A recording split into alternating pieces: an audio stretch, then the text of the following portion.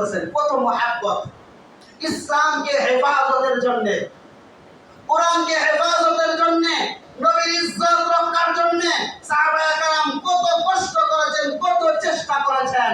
এখন আমাদেরও এই কোরআন রক্ষার জন্য, হাদিস রক্ষার জন্য, ইসলামকে রক্ষার জন্য, ইসলামকে হেফাজত করার জন্য বলুন তো দেখি আমাদের চেষ্টা করা দরকার আছে না নাই? ইসলামকে হেফাজত করতে হবে।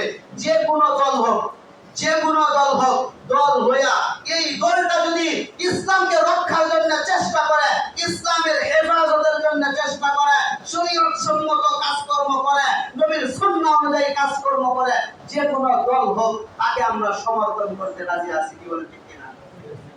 আমরা যে একটা সংগঠনের কথা শুনি সেটা হলো হেফাজতে ইসলাম। কি বলেন, শুনি কি শুনি না? এই হেফাজতে ইসলাম ইসলামের পক্ষে অনেক কাজ করছে, বেঈমানদের বিপক্ষে তারা রুখে দাঁড়াইছে।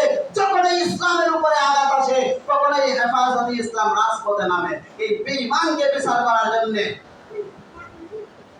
এক নাস্তিক ছিল আসাদুর, সে আসাদুর এই কোরআনের বিপক্ষে কথাও বলেছে, শুধু তা না নবীর বিপক্ষেও কথা বলেছে, শুধু তা না এই কোরআনকে হাতে লইয়া পাতাগুলো ছিঁড়া এরপরে ঠেল দিয়া ফেলা দিয়েছে যে এই কোরআন ফেলে দিলাম, এই কোরআনের মধ্যে কিচ্ছু নাই। এই আসাদুরকে সারা বাংলাদেশ প্রত্যেকটা জায়গা থেকে এই নাস্তিকের ফাঁসির দাবি করেছে। আমরা তো জানি না, অনেকে ফাঁসির দাবি করেছে, ফাঁসি চাই, এই নাস্তিকের ফাঁসি চাই, সবাই চেয়েছে, রাজপথেও নেমেছে।